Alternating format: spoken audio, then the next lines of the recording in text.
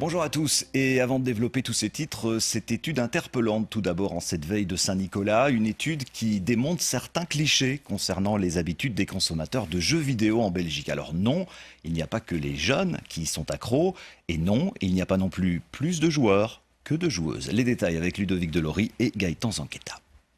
Le choix est vaste et Edith semble un peu perdue au milieu des centaines de jeux proposés à l'étalage. Pas évident à trouver.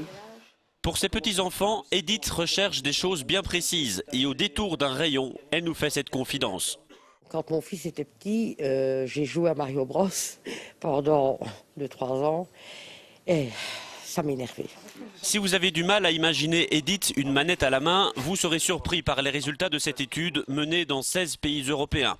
Non, les jeux vidéo ne sont pas l'apanage des hommes. En Belgique, 46% des joueurs sont des femmes, une population plus ou moins équilibrée donc. Et si les enfants sont les plus accros à la console, plus d'un Belge sur 3 admet jouer en famille, une tendance qui n'échappe pas aux éditeurs de jeux vidéo. Vous avez beaucoup des jeux de sport où là on joue au mouvement. Ensuite vous avez tous les jeux un petit peu, vous avez par exemple le Trivial Pursuit qui a été adapté en jeu vidéo. Ça c'est quelque chose qui réunit tout le monde par exemple. Les jeux de chant, de danse également, ça c'est vrai que c'est très populaire en ce moment. En Belgique, la majorité des joueurs sont des hommes âgés entre 25 et 44 ans, une génération qui est née avec ce divertissement. Les femmes de 25 à 34 ans se taillent aussi la part belle, des joueurs très avertis grâce au système de notation apposé à l'arrière de chaque disque.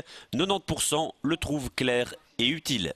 Langage grossier, violence, sexe, drogue, c'est très réglementé et ça permet bien aux parents de vérifier ce que leurs enfants achètent en fait. L'année passée, plus de 6,5 millions de jeux vidéo ont été vendus en Belgique.